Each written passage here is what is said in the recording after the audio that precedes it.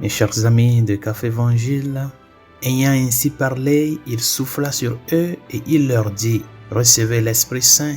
À qui vous remettrez ses péchés, ils seront remis. À qui vous maintiendrez ses péchés, ils seront maintenus. » Bien chers amis, Sainte Faustine Kowalska, l'apôtre de la Divine Miséricorde, écrit dans son journal, je cite, « Ma miséricorde est si grande qu'aucun esprit, que ce soit celui d'un homme ou d'un ange, ne pourra la sonder pendant toute l'éternité. Tout ce qui existe est sorti des profondeurs de ma très tendre miséricorde. Chaque âme, dans sa relation avec moi, contemplera mon amour et ma miséricorde pendant toute l'éternité. La fête de la miséricorde est née du plus profond de ma tendresse. Je désire qu'elle soit célébrée solennellement le premier dimanche après Pâques. L'humanité n'aura pas la paix tant qu'elle ne se tournera pas vers la source de ma miséricorde. » Fin de citation. Bien chers amis, qu'est-ce que ce sera que de contempler l'amour et la miséricorde de Dieu pour l'éternité? Pour certains, cela ne semble pas très attrayant au premier abord. Ne deviendrait-on pas ennuyé si nous ne faisions que contempler la miséricorde de Dieu pour l'éternité?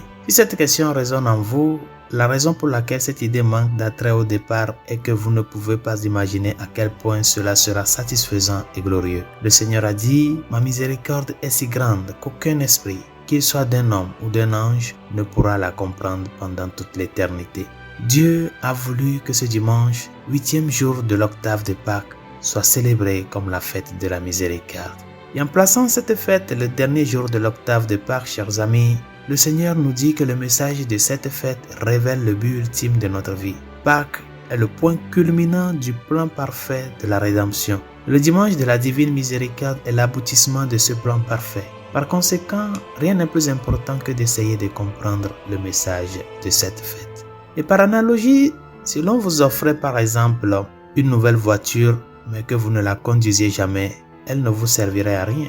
Ou si vous gagnez à la loterie et que l'argent restait sur votre compte sans être utilisé, quel en sera le bénéfice? Ou si vous étiez gravement malade et qu'on vous donnait un médicament qui vous guérirait, mais que vous ne le preniez jamais, vous resteriez malade. De même, chers amis, si nous croyons en la mort et la résurrection de Jésus-Christ, mais que nous ne permettons jamais à la miséricorde donnée par cet acte de nous transformer, nous sommes passés à côté de l'essentiel. La divine miséricorde est le but de la vie, chers amis. C'est la seule chose qui vaut la peine d'être recherchée. C'est la seule source de satisfaction et d'épanouissement. C'est le seul remède à nos maux. C'est la seule source de vraie richesse. En 3 mots, la divine miséricorde, c'est tout. Lorsque le Seigneur dit que notre éternité sera consacrée à la contemplation de sa miséricorde, il ne veut pas seulement dire que c'est quelque chose que nous ferons après notre mort. Il est vrai que la plénitude de la révélation de sa miséricorde sera placée devant nous lorsque nous entrerons dans la vision béatifique et que nous contemplerons Dieu pour toujours. Mais l'éternité inclut aujourd'hui. Elle inclut l'ici et le maintenant. Et par conséquent, notre contemplation de la divine miséricorde doit être l'objectif le plus important de notre vie aujourd'hui. Lorsque c'est le cas, chers amis, tout le reste de la vie se met en place pour soutenir cet objectif. Et pour faire de la contemplation de la divine miséricorde l'objectif le plus important de votre vie, vous devez commencer à la comprendre. C'est pourquoi il nous a été donné ce jour spécial, cette fête très solennelle de la miséricorde.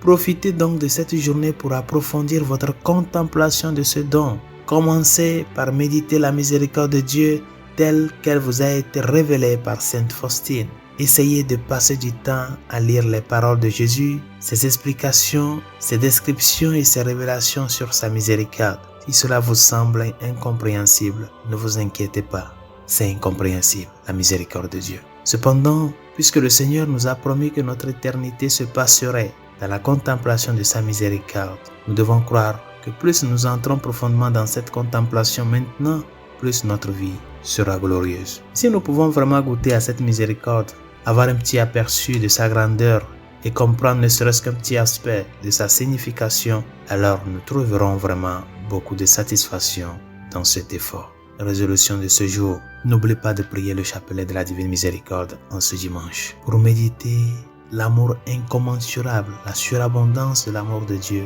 qui est déversé sur toi, qui est déversé sur l'humanité, sur l'Église, sur notre monde. Et prie pour toutes ces personnes-là qui font du mal, qui abusent de la miséricorde de Dieu. Offre le chapelet de la miséricorde de ce jour pour la réparation des torts faits à la miséricorde de Dieu. Bonne journée, Dieu vous bénisse.